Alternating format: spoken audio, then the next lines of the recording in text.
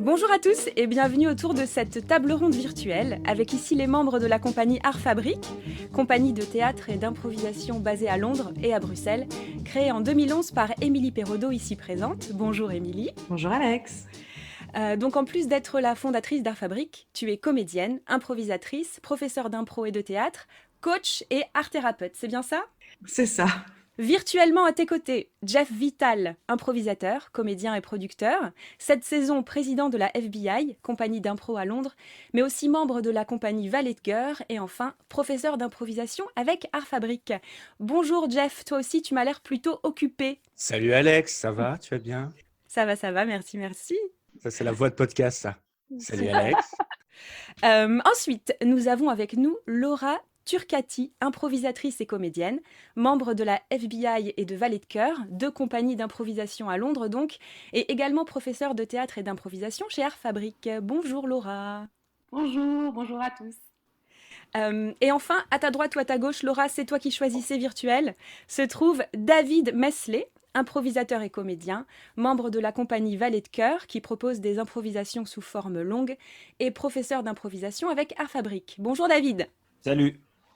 C'est un plaisir de vous avoir tous réunis pour ces discussions autour de l'improvisation où nous allons aborder des thèmes qui peuvent sembler importants aux élèves de la compagnie, mais aussi à ceux qui pratiquent l'improvisation de manière régulière ou non, mais qui se questionnent sur des choses qu'on n'a pas forcément le temps de développer en classe ou en session de pratique. Il me semble qu'en classe, on fait très peu de théorie, mais donc aujourd'hui, prenons l'opportunité d'explorer et de réfléchir à certains thèmes et sujets qui pourraient éventuellement améliorer la pratique. Et pour commencer cette série d'émissions, nous allons nous intéresser à un sujet primordial au théâtre, et encore plus en impro, il me semble. Et ce sujet, c'est l'écoute. L'écoute, c'est quelque chose qui, quand on débute sur scène, peut sembler difficile à saisir. Et c'est pourquoi je vais commencer par vous demander avant tout, mais c'est quoi l'écoute? Comment répondre à cette question? Là, on parle de l'improvisation théâtrale aujourd'hui. Pour moi, en tout cas, aujourd'hui, l'écoute, après 6-7 ans d'impro, c'est cette capacité à essayer de comprendre et être généreux dans une scène et d'oublier son ego et d'essayer d'être concentré sur le sujet de la scène. Pour moi, c'est ça un peu l'écoute, c'est d'être concentré sur pas soi, mais ce qui se passe maintenant dans le moment présent, c'est-à-dire la création dramaturgique, instantanée, dramatique, qui se passe maintenant. Et donc, du coup, essayer d'oublier ces petits instincts qu'on a de vouloir soit être drôle, soit parler de soi-même, soit parler par sa propre bouche, mais essayer de comprendre qu'est-ce qu'ensemble on est en train de construire, que ça soit ensemble ou dans une scène en solo, parce que même en solo, on peut avoir des manques d'écoute si on n'écoute pas le vrai sens de la scène, les points de point de départ, etc. Donc, je pense que c'est vraiment le drive qui permet l'écriture d'arriver, et donc, du coup, une concentration sur hors que l'ego, ce qui se passe maintenant. Est-ce que je peux compléter avec un peu, comment dire, j'ai pas vraiment de définition, je pense que comme Jeff, c'est un peu compliqué de dire qu'est-ce que l'écoute, parce que c'est un truc qui est tellement important, tellement fondamental et tellement transverse en fait, c'est-à-dire que l'écoute, c'est à plein de niveaux. Donc c'est vraiment très compliqué de donner une définition à part la définition débile écoutée du dictionnaire. D'ailleurs, on l'a pas. Ce serait bien de l'avoir. Qu'est-ce qu'écouter euh, Je vous fais part une sorte de petit découpage que j'ai mis en place pour des stages d'improvisation. Pour justement, c'est pas exactement l'écoute, mais ce découpage-là, il peut peut-être être intéressant pour pour partir dans différentes catégories d'écoute. Pour moi, il y a quatre sortes de piliers ou sortes de points d'ancrage en fait dans l'improvisation, et je trouve ils sont tous en fait une forme d'écoute. Il y a l'écoute au niveau, comme tu disais dramatique, mais je dirais narrative en fait. Écouter l'histoire. Là, je parle vraiment de l'impro, hein, pas du théâtre normal, parce que dans le théâtre normal, on n'a pas à se préoccuper de l'histoire parce qu'elle est déjà écrite. Mais dans l'impro, c'est vrai que l'histoire n'est pas écrite, donc on a besoin d'écouter les éléments narratifs du type très basique. Si on a donné le nom d'un héros, on va faire en sorte de garder le nom du héros tout le long. Donc ça, c'est un premier point. Les éléments narratifs, si on a amené un méchant en début d'histoire, comme une sorte de petit teaser et on sait qu'il va revenir, on a envie qu'il revienne. Ça, c'est vraiment l'écoute, et je trouve que c'est l'écoute la plus intellectuelle et mentale. Donc c'est pour ça aussi que je commence par ça, parce que c'est pas forcément facile pour tout le monde. notamment pour ceux qui sont pas très intellectuels et mentaux comme moi. Et, tu vois? Et c'est vrai que tu as vite fait à partir sur autre chose et oublier ces éléments qui sont un petit peu plus dans le cerveau. Et justement, quand on commence l'improvisation et dans nos cours d'improvisation, et vous m'arrêtez si je me trompe, on apprend justement à lâcher pas mal le cerveau, à lâcher le mental pour accéder à d'autres choses. Pour moi, c'est quand même un bon premier point, c'est-à-dire tu es perdu dans une impro, tu te dis, ok, en fait, on était où dans l'histoire et où est-ce qu'on peut aller dans l'histoire. Ensuite, je dirais qu'il y a une écoute plus physique pour moi. Je trouve que le physique est très important. Quand je dis physique, je parle à la fois que je suis en train de faire des gens, non? Non, mais le physique est très important pour moi. Le mec, il glisse, en fait. Il aime trop les gens beaux. Ah non, non, non, pas le physique comme Non, ça. je sais, Le corporel, merci, ouais, c'est un meilleur mot. Non, mais Le- c'est bien, mais t'es en train de break down toutes les différents types d'écoute. Ouais, je vais donner des titres. Dont on va peut-être en parler. Ouais, ok. Ouais, et Vas-y. après on détaillera, je donne juste un peu mon breakdown à moi. Et puis, Ouais, ouais. si vous nous écoutez en France, breakdown, petite catégorisation. Oh Euh, là là. Donc, ouais, plus le corporel, c'est-à-dire que le corps donne des informations, que ce soit le nôtre, que ce soit celui de nos partenaires avec qui on joue. Et donc, si forcément on voit quelqu'un qui a une attitude, par exemple, qui va vraiment vers toi ou alors, disons à l'opposé, contre toi, pour donner vraiment deux trucs très, très basiques, très extrêmes, ça donne des informations. Et ça, plus tu es capable de le voir, plus ça va t'aider. C'est-à-dire que si tu as quelqu'un qui est très proche, bah, soit il veut venir t'attaquer, soit il est sur quelque chose de plus intime. Et tu peux pas rester, comment dire, de marbre à ça. indifférent. Tu peux pas rester indifférent. C'est comme dans la vraie vie, tu vois. Il y a beaucoup de choses qui sont comme dans la vraie vie. C'est quelqu'un qui s'approche à 2 centimètres de toi dans la vraie vie, à moins que tu sois dans le métro. Il y a une information importante, tu vois. Donc, tu peux pas ne pas la capter. Donc, le corporel. Ensuite, je dirais l'émotionnel. Être à l'écoute de ses émotions et être à l'écoute aussi de ce qu'on perçoit de nos partenaires. Si on a une émotion qui arrive, que ce soit de la joie, qui est une émotion, ou le rire qui arrive souvent, tu vois, quand on fait de l'impro, elle est prédominante, mais après, c'est autre chose. Ça peut être la gêne, ça peut être la colère, ça peut être l'envie de fuir. Voilà, je ne sais pas si c'est une émotion, l'envie de fuir, mais enfin, toutes ces impulsions-là, que ce soit pour nous ou que ce soit ce que l'on capte de la personne. C'est-à-dire que si en face de nous, on a quelqu'un qui commence à pleurer et que nous, on ne prend pas du tout l'information, pour moi, c'est un manque d'écoute.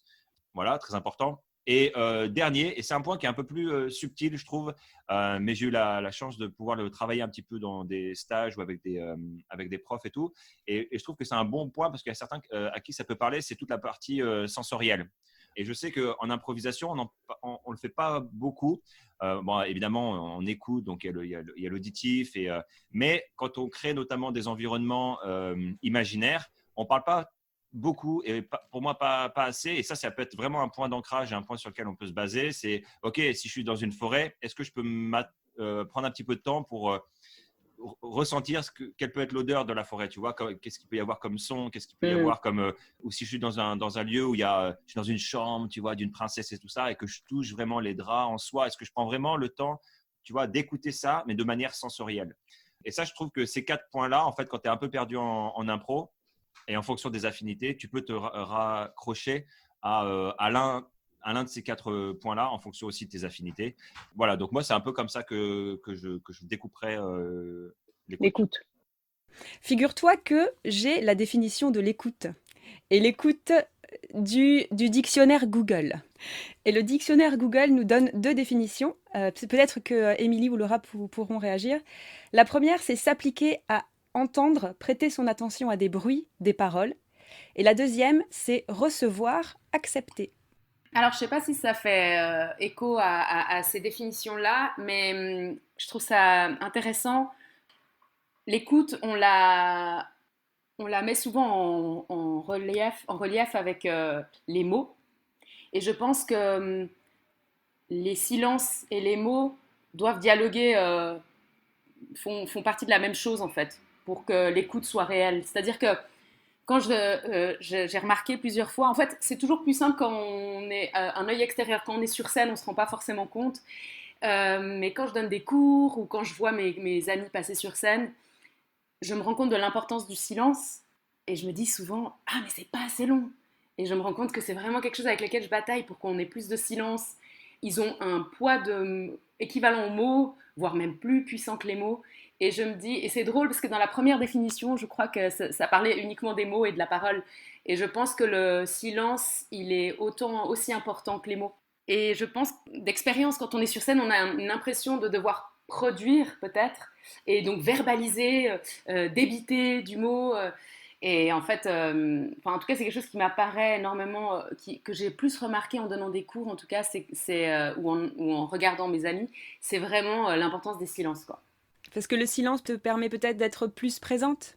En tout cas, je trouve que ça a un poids au niveau de l'histoire. Ça raconte énormément au niveau de l'histoire. Ça va marquer des temps. Ça va donner du pouvoir aux émotions. Je trouve que ça a son poids. Ça vaut autant que les mots. Et on a tendance à oublier l'un au détriment de l'autre. On a tendance à les dissocier. Je pense qu'ils doivent dialoguer ensemble. Et Émilie, que penses-tu de la deuxième définition qui est recevoir et accepter? Ouais, c'est juste, ça reprend un petit peu ce que les autres ont dit aussi, hein. C'est une question, pour moi, l'écoute est une question de connexion. Et du coup, une connexion avec l'autre en premier, mais aussi avec soi-même. Du coup, ça rejoint aussi les silences et les sensations dont parlait David, des choses comme ça, de se reconnecter à soi-même pour pouvoir être en disposition, de se mettre en disposition pour l'autre, quoi. Et pour ce qui arrive. Et la connexion aussi avec le public. Pour moi, le public fait partie du trio, quoi. Moi avec l'autre ou avec les autres, etc. Enfin, mes partenaires de jeu, mais aussi avec le public. Et de jouer avec ça. Et pour moi, l'écoute, c'est une connexion. Parce que forcément, si je suis en écoute de mon public, lui aussi va être en écoute de ce qu'on propose, etc. Et on forme une symbiose comme ça, une énergie, une espèce de boule qui permet que l'écoute fonctionne. Forcément, si on va avoir un public, et ça, on le sait d'expérience parce qu'on a joué à Londres, que parfois, dans des situations, le public va aller chercher un verre ou quoi que ce soit, et donc il y a une connexion. C'est plus rare pour les shows qu'on fait, mais ça peut arriver, quoi. À un moment donné, il y a la connexion ne se fait pas, l'écoute du public va pas se faire, et du coup, moi, je perds pied aussi, quoi. Parce que j'ai entendu un verre tomber. Enfin, c'est arrivé plein de fois. C'est arrivé plein de fois au match. Voilà. Et là, il y a un truc qui se casse. Et donc, pour moi, c'est aussi de tenir ces liens-là, d'écoute ensemble. Et aussi d'aider l'autre, d'aider notre partenaire aussi à peut-être de récupérer une écoute par rapport à ça, par rapport au silence.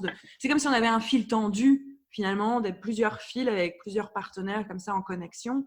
Et si ça, pour moi, c'est l'image que j'ai, c'est que si ça se détend, donc ça veut dire que si mon écoute se détend, on perd quelque chose, on perd un peu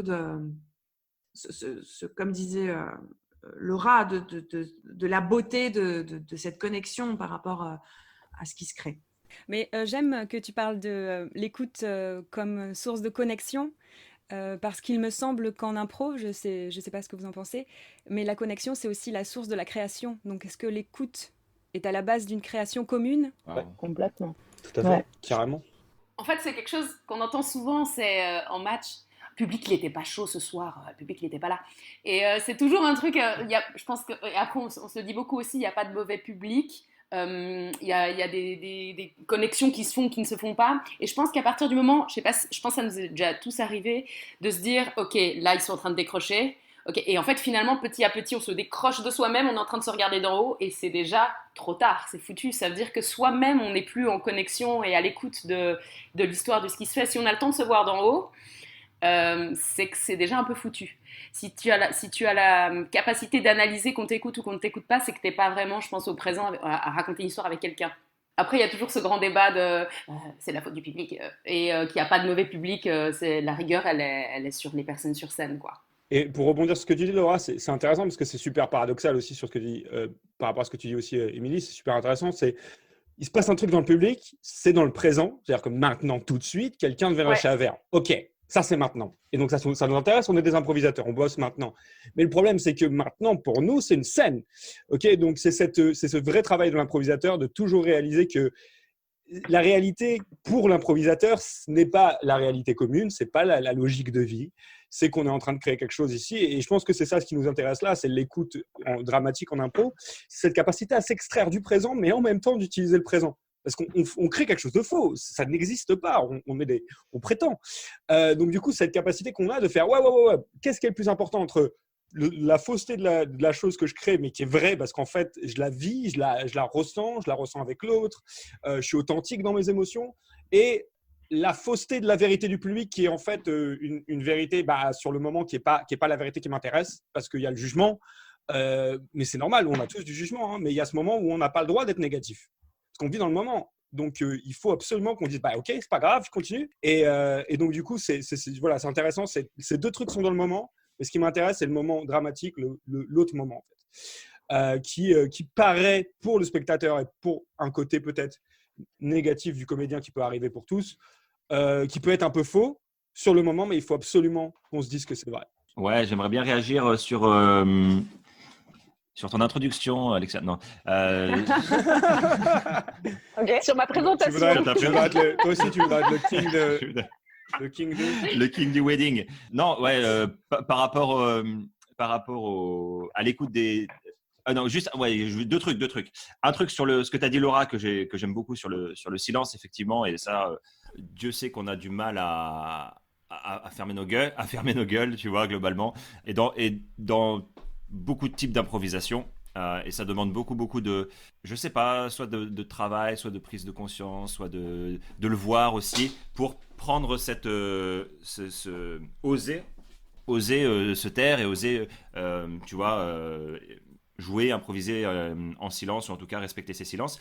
Et je trouve aussi que, en plus d'être hyper intéressant théâtralement, c'est aussi un petit peu une opportunité de diminuer un petit peu le bruit. Parce que souvent, en fait, on dit écoutez, mais quand tu ouvres tous tes capteurs d'écoute, tu vois, par exemple ceux que j'ai évoqués, ou en plus, tu vois, j'avais pas parlé du public, j'avais moins parlé du silence, et plus on va en parler, plus on va encore avoir d'autres angles, tu dis que là, en fait, ça devient un petit peu beaucoup. Donc c'est vrai que des fois, prendre le temps de ralentir un petit peu une scène, prendre le temps de se taire après un moment un peu fort, ou justement avant un moment un peu fort, qui sont des moments qui fonctionnent bien en termes de silence, avant et après des moments dramatiquement forts, ça permet aussi de réduire un petit peu ce brouhaha et de se dire, ok, en fait, qu'est-ce qui est important et qu'est-ce qui est vraiment en train de se passer, pas ce qui était en train de se passer il y a 1 minute ou 10 minutes, mais maintenant, dans l'instant, qu'est-ce qui est vraiment en train de se passer. Donc ça fonctionne super bien. Et après, sur la partie publique, moi, je trouve que c'est effectivement, comme tu disais, Émilie, ce trio-là, en tout cas, on peut pas l'ignorer. Et pour ceux qui ont fait de l'impro Zoom là, depuis 2 mois, on remarque qu'il manque quand même une dominante super importante qui est cette respiration, cette énergie entre les uns et les autres, physiquement. Enfin voilà, il manque vraiment quelque chose qui pour moi est indispensable en fait. Et c'est vrai que là vous parliez tout à l'heure de matchs d'improvisation, mais on sait qu'il y a d'autres formats d'improvisation. Et comment, alors c'est plutôt une question que je vais vous poser, comment on fait pour intégrer le public, l'écouter sans qu'il soit bruyant, et dans le sens où effectivement quand on fait du match d'improvisation, on va dire que 90% des scènes elles vont être plutôt orientées comédie, avec souvent comme conséquence que le public il est bruyant, il rigole, il applaudit. Enfin là on a une réaction qui est hyper immédiate, qui est hyper facile à écouter avec nos oreilles qui sont super efficaces. Quand on se permet d'être sur de l'improvisation un peu plus peut-être dramatique, poétique ou autre chose, ou alors peut-être sur la partie théâtrale aussi, parce qu'on a des comédiens aussi de théâtre ici, comment vous la vivez cette respiration? Parce que je sais que notamment au théâtre, tu vas pas jouer de la même manière en fonction de l'atmosphère, en fonction tu peux pas ne faire abstraction de ça et faire te cloisonné, mais en tout cas le public pourtant il est pas bruyant, et il peut ne pas être bruyant, et justement dès qu'il y a un petit bruit qui est genre il fait tomber quelque chose, là tu dis t'as sorti du truc, il devait être peut-être hyper désolé d'avoir fait tomber son verre, tu vois, trop gêné, et toi ça en plus ça te sort du truc. Donc comment vous vivez ça, cette écoute là qui est pas l'écoute de gens qui rient? Comment tu écoutes, comment tu intègres, parce que c'est plutôt Émilie qui a parlé du public, je crois, et après c'est Jeff qui a rebondi. Tu parlais de cette autre personne intégrante du spectacle. Comment justement tu l'intègres? Je vais préciser peut-être en disant, parce que moi je trouve que ça peut être déstabilisant de vraiment ouvrir sa conscience à un public qui est silencieux. Parce que tu peux te retrouver à 1 ou 2 sur scène, parfois 1, avec 50 personnes devant toi, parfois 150, 200, voire plus. Et ça peut être vachement impressionnant de se dire, OK, là, je vais vivre la scène, jouer la scène telle qu'elle a besoin d'être, sans forcément être impressionné par ce mur silencieux, tu vois. Mais mur, c'est pas le beau mot parce que mur, c'est pas très vivant. Mais tu vois, cette forêt silencieuse quasiment. Comment est-ce que vous avez des trucs justement qui vous permettent d'intégrer ça et que ça vous nourrisse et que ce soit pas quelque chose qui soit impressionnant? Et je pose la question notamment pour peut-être des personnes qui commencent à faire des spectacles d'improvisation ou qui en ont jamais fait et qui se disent attention, ça peut être quelque chose qui peut me faire peur. Et comment vous pourriez donner des conseils Je vais juste réagir si je peux. C'est que c'est arrivé effectivement au théâtre des fois de voir que le public est silencieux mais est ultra attentif. Et ça, c'est super précieux. Et de mon côté, cela est arrivé, effectivement, ça peut être impressionnant, mais c'est aussi super rassurant. Et je pense que là, il faut absolument se retourner vers son partenaire pour continuer à faire avancer l'histoire, pour garder cette espèce d'osmose entre les trois entités qui composent le moment du spectacle. Oui, Laura? Je pense qu'il y a un piège ici dans lequel, d'ailleurs, les improvisateurs tombent souvent, qui est de trop vouloir écouter son public, qui peut-être va rire, par exemple, beaucoup, interpréter ça comme quelque chose de positif, genre je continue là-dedans parce que je lui donne ce qu'il a envie d'entendre, et en plus il me le rend bien, et il est en train de on se fait un peu saucer. Et je pense que c'est un des pièges assez faciles dans lequel l'improvisateur peut tomber, de complaisance, et qui nous éloigne de l'écoute, justement. Je pense que petit à petit, on sera juste dans une écoute directe du public qui rit, mais un rire, ça peut être un rire, ça dépend pour qui, ça peut être un rire de circonstance, etc. Mais ça ne veut pas forcément dire que c'est... Souvent, le retour qu'on a des publics, c'est pas forcément les scènes les plus drôles qui les ont le plus marquées. Des fois, c'est des scènes muettes, silencieuses, un peu poétiques. On aime rire, on aime ressentir beaucoup d'émotions. Et on a tendance, des fois, surtout avec l'impro, à vouloir aller là-dedans, dans le rire, un peu. Je pense qu'il y a des pièges dans lesquels on tombe, dans lesquels il faut tomber, parce que il faut passer par tous les chemins pour apprendre. C'est comme ça qu'on apprend. Et que des rires à foison, c'est pas forcément... il faut pas toujours se forcer à l'entretenir. En réalité, on ne devrait même pas tant avoir conscience de ce qui se passe dans la salle, vu qu'on est à fond dans l'histoire sur ce qui se passe sur scène. Après, on entend des rires ou pas, ou justement on n'entend rien. Je pense que c'est très dur de se fier à ces signes-là, parce qu'on n'entend rien. Ça peut être du pur bonheur en bar, ils sont tous heureux, et simplement on n'entend rien. Moi, je sais personnellement, je voulais juste dire ça, je ne suis pas quelqu'un de très expressif en tant que public. Pour ce qui est du one-man show, plutôt, je suis assez adepte, j'aime bien aller voir. Par contre, je ne rigole pas énormément, mais ça ne veut pas dire que j'aime pas et que je ne ris pas intérieurement. Je peux trouver ça très très drôle et je ne vais pas non plus éclater de rire. Et il y a un truc que je déteste qu'on fait des fois beaucoup dans le one man, j'ai surtout vu ça à Paris, c'est qu'on nous dit là vous êtes chaud, ouais applaudissez, et en fait il y a plusieurs personnes qui passent et à chaque fois on nous redemande d'applaudir, etc. Et à un moment donné j'ai l'impression de dire oui mais j'applaudis et c'est bien, peut-être ça aide les artistes, mais à un moment donné c'est aussi j'ai aussi envie de profiter. Je profite aussi en regardant, en étant calme, en étant à ma place. J'ai pas forcément toujours envie d'être expressive en tant que public. Je suis aussi là pour ça, en fait, pour observer silencieusement. Après, je pense qu'on est tous différents. Et bien sûr, il faut soutenir, etc. Mais ouais, voilà, je fais partie de ceux qui peuvent être publics silencieux. Je crois, Émilie, que tu voulais réagir. Oui, merci Jeff, c'est sympa. J'ai changé d'avis, j'ai entendu la voix d'Alexiane et je me suis dit tiens, je vais changer d'avis. J'ai été à l'écoute. Je voulais rebondir sur ce que Laura... c'est intéressant parce que quand j'ai parlé de ces trois entités, etc., c'était pas... peut-être, c'est très intéressant du coup. Pour moi, le public, c'est très subtil. Nous, en tant que comédiens, ce qu'on doit avoir connaissance, en fait, qu'il y a une connexion qui se crée, mais effectivement, sans que ça nous atteigne à niveau du jeu, parce qu'effectivement, dans ce cas-là, on va partir sur la vanne, etc. On va perdre la connexion avec notre partenaire et puis avec la narration. Mais c'est plus subtil, c'est plus du domaine de l'inconscient, d'avoir conscience, en fait, que de toute façon, voilà, on sait qu'on est regardé. Il y a quelque chose un peu de magique qui se crée avec notre public. Vraiment, c'est une connexion, voilà, d'avoir conscience qu'il y a une connexion, qu'il y a cette relation avec le public. Et donc, effectivement, ça rejoint la question de David. Comment qu'on fait voilà. Et comment qu'on fait Et je pense effectivement que c'est plutôt ce que tu disais, Alex, aussi, porteur. Hein, donc, mais je pense qu'il faut avoir conscience de cette connexion, de ce qu'on délivre pour l'intégrer en fait un peu dans ce tango, quoi. Mais je pense qu'effectivement, il ne faut pas attendre. En fait, je pense que l'attente, de toute façon, elle ne doit pas exister en impro. Que ce soit pour notre partenaire, par rapport à notre histoire, etc. Et au public. Et effectivement, combien de fois, mais pour n'importe quel format, on va sortir de scène. Ouais, c'est vrai, ce que tu disais, Laura. Hein, ouais, ils n'étaient pas chauds, ils n'ont pas aimé. Alors qu'en fait, voilà, tout le monde est différent. Et voilà. Donc, ce qui est important, c'est et là, c'est un peu notre œil qui nous regarde hein, quand on pense ça. Et donc, vraiment, d'avoir conscience de cette connexion, de ce trio. Quoi. J'ai l'impression de me répéter, mais je ne sais pas si… Non, mais c'est clair. Non, c'est clair et c'est logique. C'est tout à fait normal de vouloir prendre en considération tout ce qui est présent, effectivement, pour pouvoir faire avancer le spectacle au mieux. Juste pour finir, il y a Peter Brook qui a écrit un très, très bon livre qui s'appelle « L'espace vide ». On ne peut pas avoir de spectacle sans spectateur.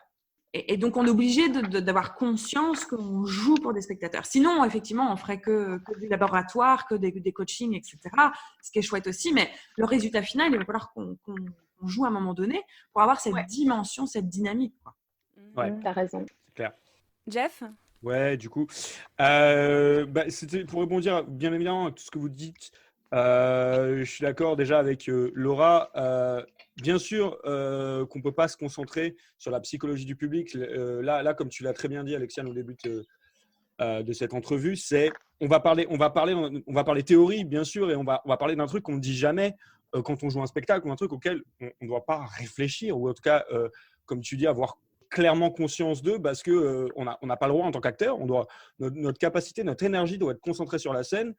Et bien évidemment, le public, à ce moment-là, lui, il est concentré sur notre scène de la même manière. Et je pense que c'est aussi ça, notre vrai outil, c'est de comprendre que je ne pense pas qu'il y ait un jugement public autant qu'il y ait une concentration totale du public. Le public est vraiment à cette capacité incroyable dans le moment.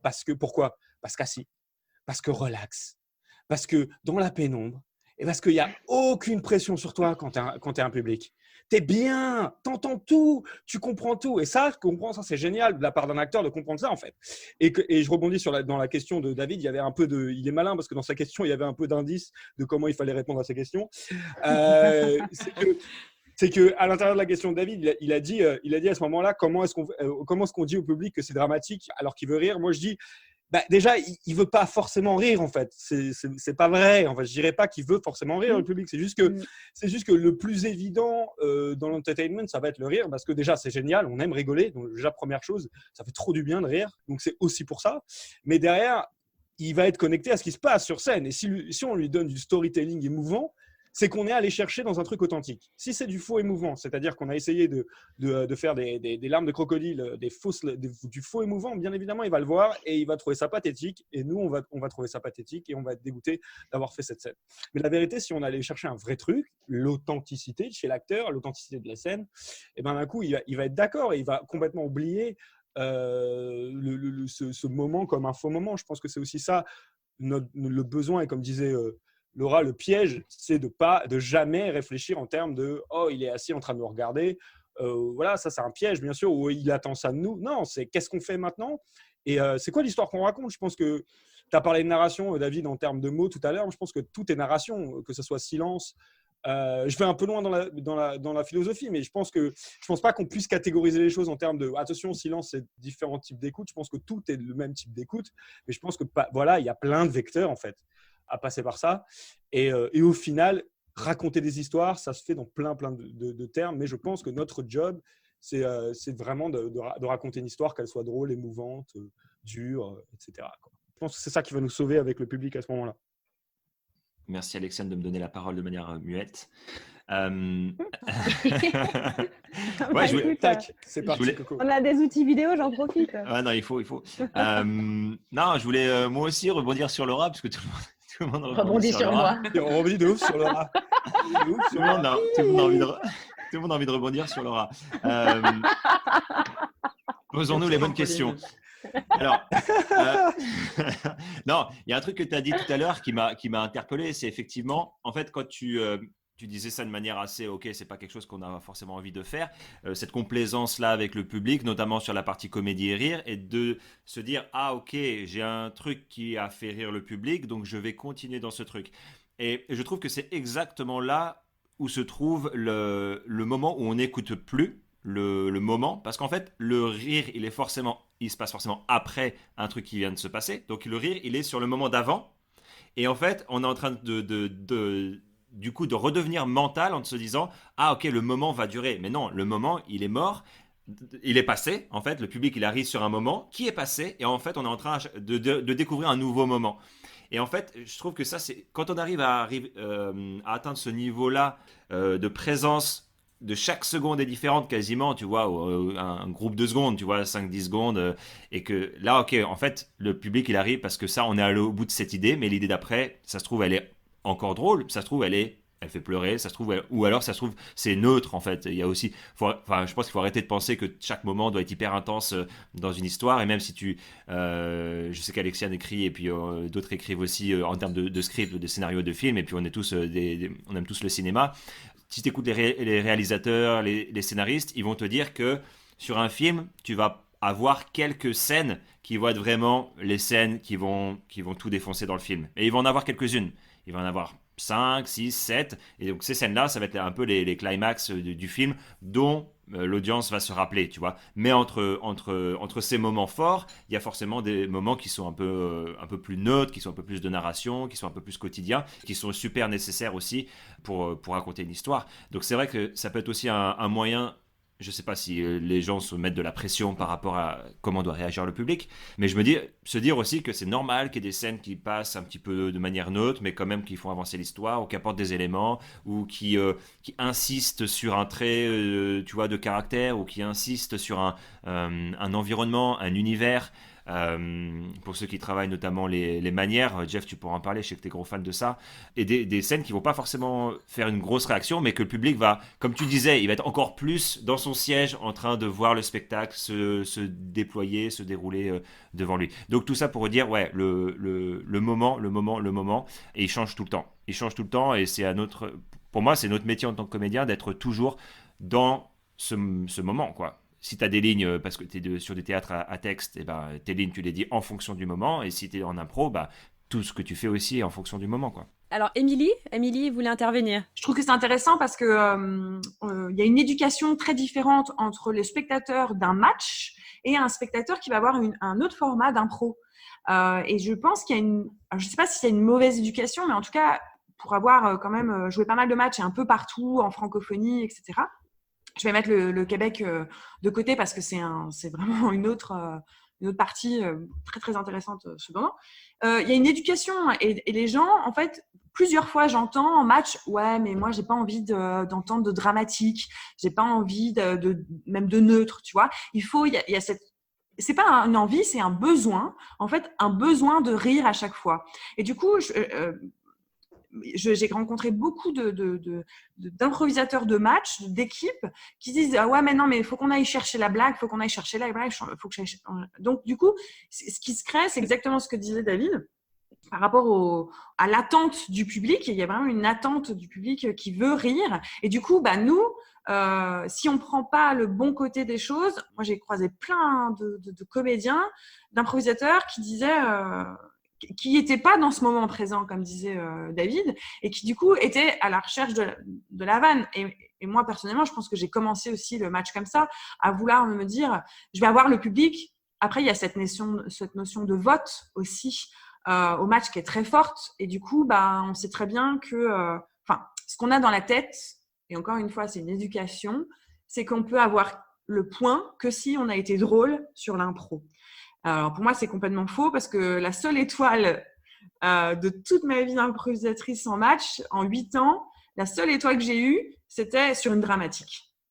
Et voilà. Et donc, en fait, il y a une fausse image et il y a une fausse idée du public. Il faut faire rire, il faut faire des blagues un peu en dessous de la ceinture, etc. pour aller chercher ça. Et donc, du coup, pour moi, parce qu'on est quand même dans l'écoute, c'est notre sujet d'aujourd'hui, parce que sinon on va dévier à mort. C'est une question de récupérer l'écoute, en fait, et pas de trop attendre. Laura, tu voulais réagir ? Il y avait deux petites choses. Je pensais juste à un moment où l'écoute, elle est tellement... je pense qu'on est tous allés quand on est allé voir une pièce de théâtre, ce moment où on arrive de l'extérieur, on passe notre ticket, on se prend un petit verre, on s'assoit, en tant que public, je veux dire, on est dans je sors du boulot, je te raconte ça, je catch up avec mon ami. Ce moment où on voit la scène déjà, avec peut-être des accessoires, des choses déjà dessus, et ce moment où les lumières descendent, on entend les froissements des vestes qui s'enlèvent avant, et ensuite les gens qui s'installent bien. Je pense que le début du spectacle, ou le début même d'une improvisation, l'écoute, elle est, en tout cas celle du public, il y a ce truc magique du théâtre en fait, où on est là, ici et maintenant, et c'est des moments qui peuvent durer longtemps parce que l'écoute, elle est vraiment intense. Donc si j'avais juste un conseil à donner, je pense que je dirais, quand on est improvisateur et qu'on commence une scène, après, il faut tout faire pour expérimenter, mais justement éviter la précipitation. Parce que ce soit dans la vie ou sur scène, quand on se précipite parce qu'on est paniqué, en général, c'est pas des chefs-d'œuvre qui sortent de notre bouche, quoi. Il n'y aura pas forcément laissé silence, il n'y aura pas le temps du sensoriel, de voir ce qui se passe autour de nous. On n'aura pas, vu qu'on panique, on n'est pas à l'écoute de l'autre. Donc, je crois que c'est des mauvais départs, quoi. Malheureusement, il y a peu de chances que ça commence bien. Et on n'a pas deux fois l'occasion de faire une bonne première impression, un truc comme ça. Du coup, je me dis, c'est quand même des moments à choyer. Et par contre, Émilie disait, il ne faut pas non plus attendre. Je pense qu'il faut bien dissocier ces deux choses-là. C'est pas parce qu'on prend le temps du départ qu'on est dans l'attente de quelque chose. Mais ce temps est nécessaire. Et c'est juste pour dire que, comme conseil, je pense que dans le démarrage, ne pas bouler, et l'attention, l'écoute est totale, quoi. Justement, ça m'amène à la question suivante, en fait. Vous l'avez tous abordé d'une certaine manière ou d'une autre. Donc, vous avez bien fait la différence entre l'écoute du public et l'écoute de l'acteur. Et j'ai l'impression que l'écoute du public est passive, tandis que l'écoute de l'acteur est active. Alors, quand on est sur scène et qu'on écoute activement, ça inclut quoi, selon vous? Du coup, c'est marrant parce que je voulais rebondir, encore Réponds sur pas à la question d'aller. Si, mais justement, attends. C'est pas du tout un vecteur de réponse. Rien à voir. Tu reposeras ta question après, s'il te plaît, Alexiane. Non, en plus, je voulais rebondir sur ce que disait Laura. Et en fait, ta question, elle est exactement dans ce que je voulais dire, donc ça tombe bien. Par rapport à cette notion de cette précipitation qu'il peut y avoir au début de spectacle.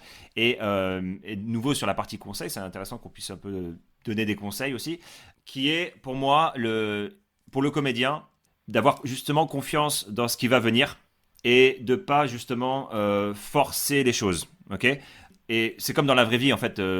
Sensoriellement, par exemple, on force pas les choses. On va pas forcer une voiture à passer, tu vois, à côté de nous, ou un oiseau à chanter. Et on va se retourner, tu vois. C'est des choses qui arrivent. En fait, c'est pareil sur le plateau. Les choses, elles arrivent. Et même un silence, même de la gêne, même de la peur. Tout ça, c'est des choses qui sont authentiques.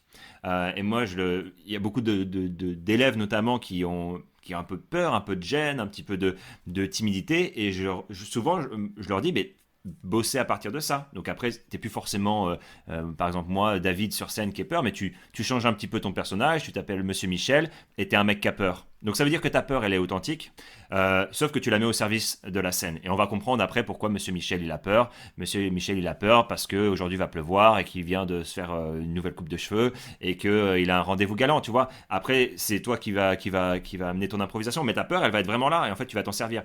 Donc je dirais que la partie active, c'est juste, t'es dans un magasin, quoi. Hop, il y a un truc qui apparaît, tu le prends. Il y a quelqu'un qui vient de me dire une ligne, je la prends. Il y a le public qui vient de, je sais pas, peut-être de bouger. Il y a la lumière, parce que aussi on est sur du spectacle où il y a de la lumière, il peut y avoir de la musique, il peut y avoir de la musique live avec des musiciens, tout ça. Donc tout ça, t'es au supermarché en fait.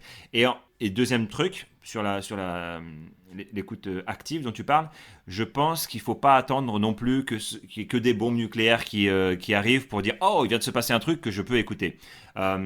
Plus ça va, plus tu peux descendre dans le niveau de finesse de ton écoute et arriver à écouter justement ma propre gêne, ma propre, tu vois, mon malaise. Des fois, moi par exemple, je veux dire que moi, je pense qu'il y a d'autres gens qui sont dans mon cas, mais en fonction des soirs où tu vas jouer, où tu vas performer, et t'es pas forcément toujours dans le même état d'esprit. Des fois, t'as une grosse énergie, des fois, t'as une petite énergie, ou t'as appris quelque chose dans la journée qui t'a un peu saoulé, et même si tu te fais un échauffement et tout ça, c'est quand même quelque part dans un coin de ta tête, et tu joues pas avec la même énergie. Surtout en impro. Peut-être qu'au théâtre, t'as des repères qui te permettent un peu de raccrocher les branches et tout ça. Mais du coup, je me dis qu'il faut être aussi suffisamment honnête avec soi-même pour se dire, ok, je vais pas être en train de forcer un truc. Mon écoute, là, c'est juste de me dire, ok, là, je suis dans une énergie qui est comme ça, je vais écouter cette énergie-là. Et après, moi, mon petit conseil, c'est juste, tu changes ça. T'es plus toi, t'es plus Jeff, Laura, ou Émilie ou Alexiane. Tu changes, t'es Monsieur Machin ou Madame Machin ou Sophie, peu importe. Et du Monsieur coup, Michel. Monsieur Michel, il marche très bien. Parce que je l'aime beaucoup et je pense Ouais, que c'est un bon exemple. c'est un bon La perso. coupe, la coupe de cheveux et le rendez-vous galant, je pense que c'est un gros classique, bravo. Voilà. Et du coup, t'es plus exposé comme si c'était toi qui étais gêné d'être sur scène, mais c'est un personnage qui est gêné et on a trop envie de voir un personnage qui est gêné parce que c'est génial.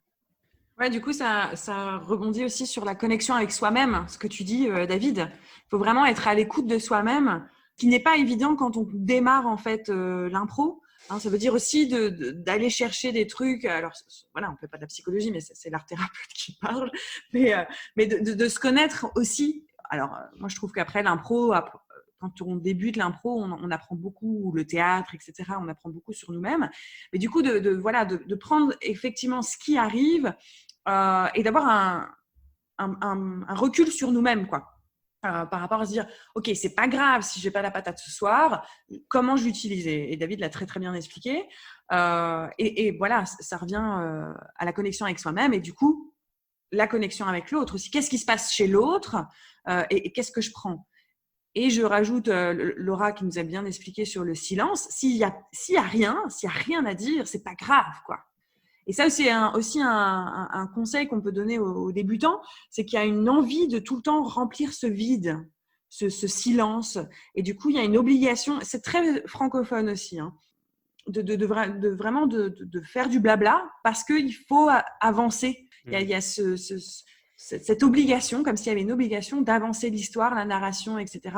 Et du coup, de pas juste moi, je me rappelle d'un coaching avec Laura quand j'étais encore à Londres où on s'est rien dit, je sais pas, pendant 10 minutes. Et après, ça faisait un truc tellement énorme, quoi. C'était, voilà. Et on l'oublie, ça.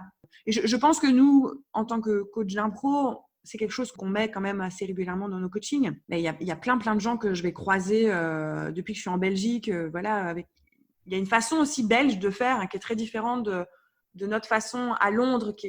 À Londres, on a vraiment ce côté anglophone et francophone par rapport à nos expériences, etc. En Belgique, il y a encore une autre façon.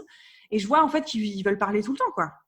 Alors qu'en fait, on peut juste prendre même 20 secondes, 30 secondes de silence pour se poser. Mais c'est un peu inimaginable quand on n'expérimente pas. Je trouve que c'est important d'expérimenter ça. Ouais, Laura? Une fois, on était en train de faire de l'impro et on a accueilli une troupe anglaise. Et on s'est entraîné avec eux parce qu'il y avait un spectacle qui arrivait avec les Anglais. Et c'était très drôle parce que normalement, je me pose pas trop de questions quand je suis sur scène. Je vais voir ce qui se passe, on verra bien ce qui se passe. Et là, j'étais très timide, très timide. Et j'avais un peu peur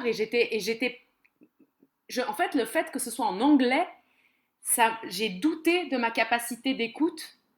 Et j'avais peur de pas comprendre j'avais peur de pas comprendre ou de pas pouvoir m'exprimer correctement. Et du coup, je me suis mise dans un truc où j'étais pas dans l'écoute, du coup, ou quelque chose où tu te renfermes sur toi-même. Et du coup, timide, voilà, j'ose pas faire, etc. Et à un moment donné, je me suis moi-même dit, non mais attends, on s'en fiche, en fait. Si tu comprends pas, c'est universel, essaye. Et en fait, ça veut pas dire que c'était formidable, hein. Je dis pas que tout le monde s'est levé pour applaudir. Mais à partir du moment, je pense que c'est lié à toi, je sais comment tu m'as grillé en plus à me voir toute timide, Jeff. Mais sur ta chaise. Et en fait, à partir du moment, je pense que ça va avec le lâcher prise, donc notre prochaine réunion. mais à un moment donné, de se dire que l'écoute est universelle, peu importe ce qui sort de sa bouche, que je comprenne, que je ne comprenne pas, son accent, mon accent, à un moment donné, on joue, quoi. Et c'est drôle parce que je l'ai vraiment vécu, ce blocage, en fait, qui m'a tiraillé de petites choses qui font que tu n'es pas dans l'instant présent, tu n'es pas dans la scène qui se passe. Et du coup, forcément, on le sent, quoi. Il y a quelque chose qui bloque, en fait, dans l'histoire. C'était juste pour partager ça avec vous. David et après Jeff. Ouais, non, c'était juste pour dire que moi aussi, ça m'est arrivé. Ça me parle ce que tu dis, Laura. Quand je suis arrivé à Londres, j'avais pris Tu un. rebondis? Je rebondis sur Laura. De toute façon, tout ce que tu vas dire, même sur ton outro, je vais rebondir. Non, ouais, sur l'expérience avec la langue différente, justement, puisqu'on est à Londres, on a cette chance et parfois c'est challengeant de parler deux, voire plusieurs langues.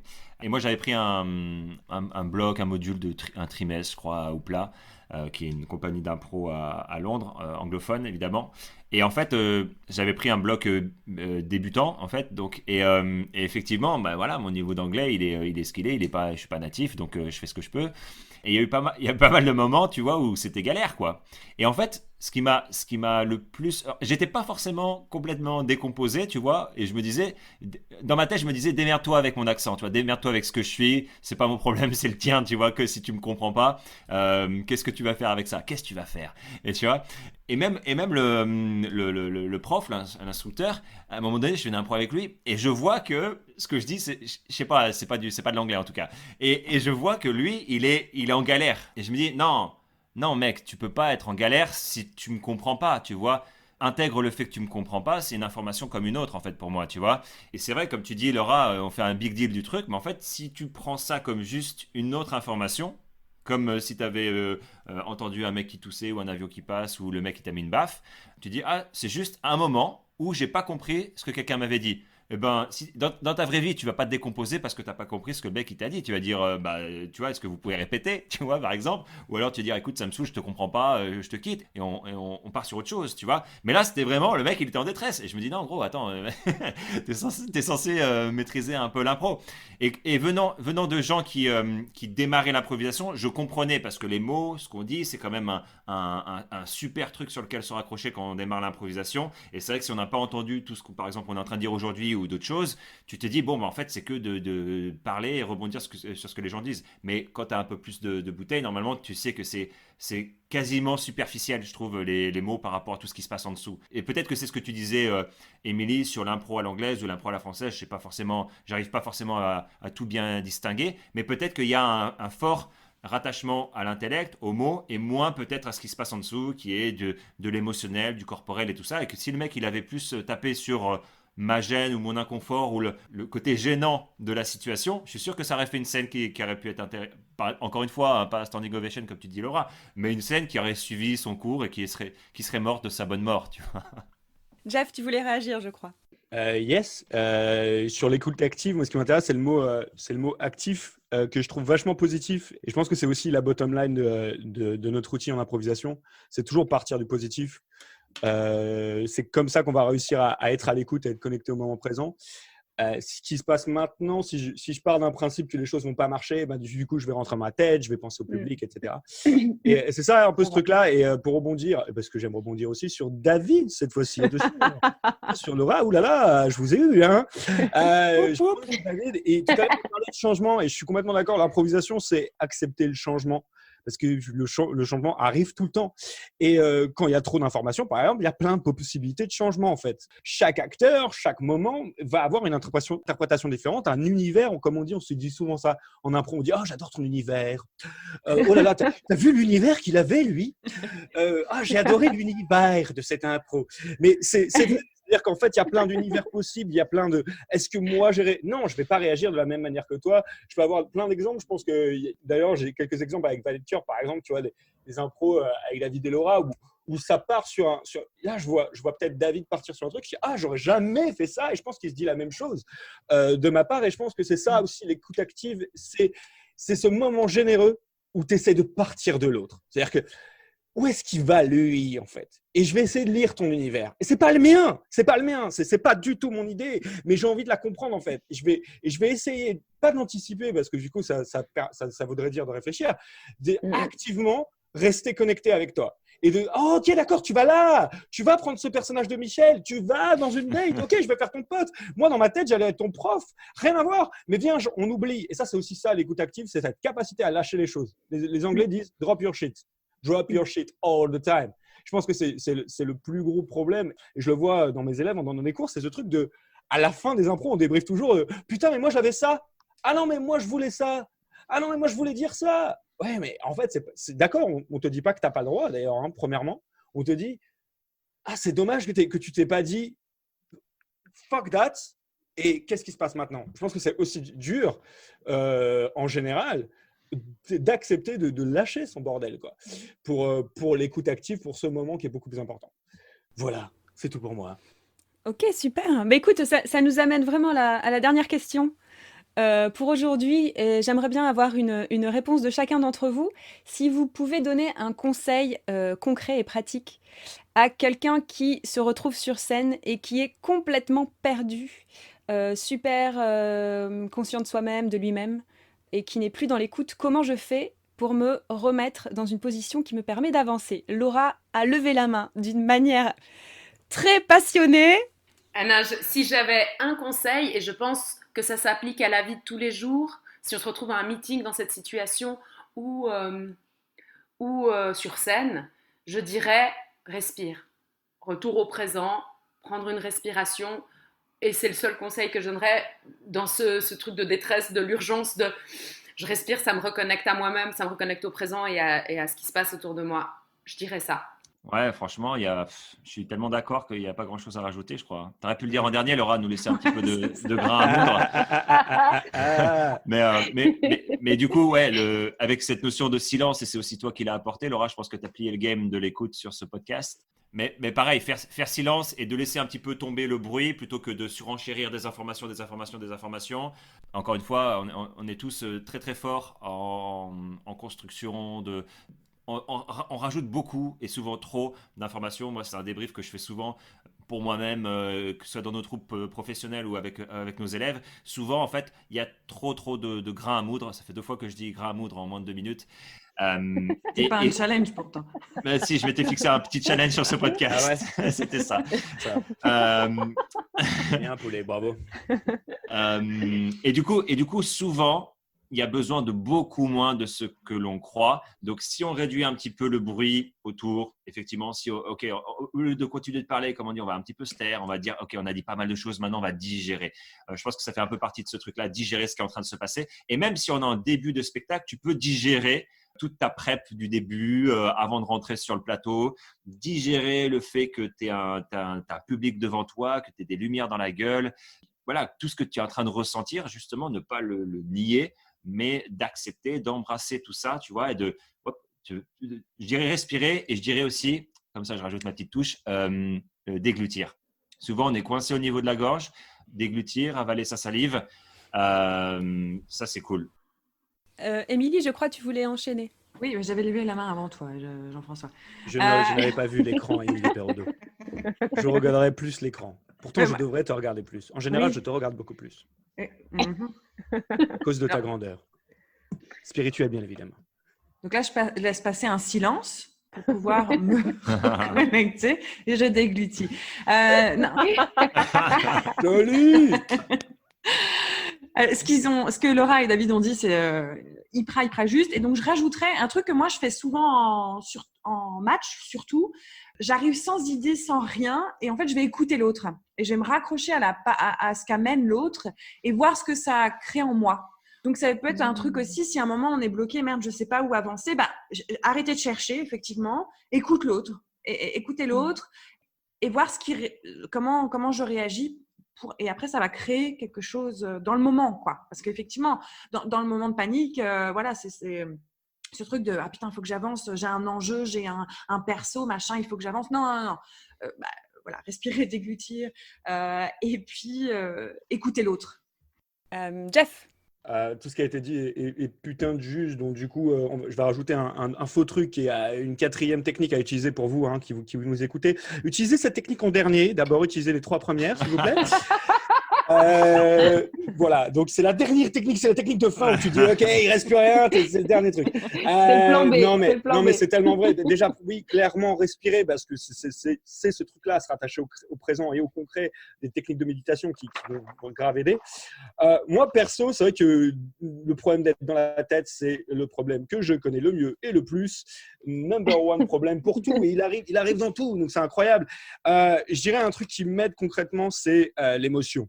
Les fois où ça m'a sauvé, c'est ce moment où je me suis rattaché à la vérité du moment, et qu'elle soit chez l'autre ou chez moi. C'est qu'en fait, réaliser que oui, tu es dans ta tête, tu es en train de créer du faux, Et qu'est-ce qui est vrai? Est-ce que tu es frustré? Va vraiment le chercher. Mais quand je dis va le chercher, comme dirait Laura, fous un silence. C'est-à-dire qu'au lieu déjà de créer quelque chose là-dessus, déjà essaie de le comprendre. La première chose. Va pas essayer d'écrire sur quelque chose que tu n'as pas encore compris. Va le toucher. Donc, ça va forcément créer un silence. Donc on repart de la même chose. Ça veut dire respiration. Ça veut dire moment de détente, relaxation. Et je reviens à un truc que j'ai dit tout à l'heure sur le public. Je pense que le public est super relax. Et c'est ça qui fait que son écoute est sharp. Des fois, j'entends l'écoute du public, ils ont tout entendu. Ils ont entendu le chiffre sur le calendrier. Ils ont tout, tu vois. Ils ont ah ouais, t'avais pas fermé la porte. Ils ont tout ça. Et je pense que ça vient aussi parce qu'ils sont relax sur leur chaise. Et je pense que tu veux être bien, détends-toi. Et bien évidemment, là, j'ai dit deux trucs un peu différents. C'est-à-dire que si tu ressens de la frustration et être détendu, tu vas me dire, ouais, mais c'est weird, comment je fais les deux. J'ai envie de te dire, la frustration, elle était vraie dans le moment. Et quand tu vas vraiment la prendre, tu vas avoir ce truc du comédien qui est à l'aise avec cette émotion. Et donc, du coup, ça paraît un peu contradictoire, mais tu vas être détendu à jouer la frustration, quoi. Oui, j'y crois. Donc voilà, va chercher tes émotions. Mais prends-les en quatrième, s'il te plaît. Oui, David, dernière réaction. C'est parti. Dernière, je rebondis sur Jeff. Et puis sur comment tu fais une fois que tu es sur scène pour réagir. Est-ce que c'est forcément une fois que tu es en performance que c'est là où on découvre des choses en performance, mais c'est surtout dans nos trainings, dans vos trainings, se permettre, s'autoriser. Alors, évidemment, dans des environnements qui soient comment on appelle ça, respectueux, tu vois, où tu te sens en sécurité, d'explorer un peu ces zones où on va pas forcément facilement dans la vie de tous les jours. C'est vrai que la gêne, tu vois, l'inconfort, la timidité, la jalousie, la colère pour certains, tu vois, on a chacun un petit peu nos spectres où on va plus facilement et certains où on va pas, et que quand on s'y confronte, ça peut être difficile et ça peut être même bloquant.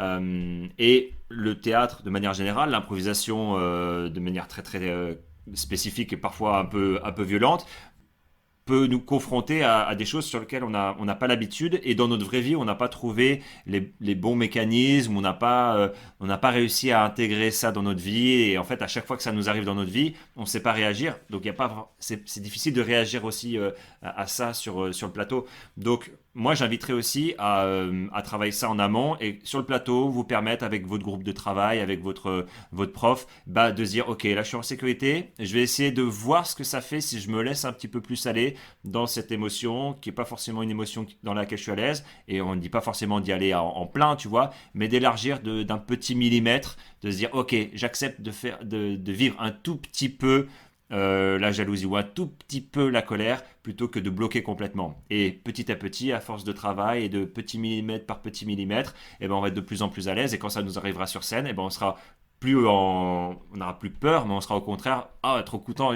Moi j'adore maintenant vivre des scènes tristes, tu vois, alors qu'il y a 10 ans de ça je pouvais pas pleurer sur un plateau, c'était pas possible, tu vois. Et maintenant qu'il y a de l'émotion, je dis ok, c'est aussi intéressant à travailler, et ça demande aussi de se le permettre en amont, tu vois. C'est comme tout, il y a l'entraînement et puis il y a le match, quoi. Merci beaucoup David, ça me semble parfait pour conclure cette discussion autour de l'écoute.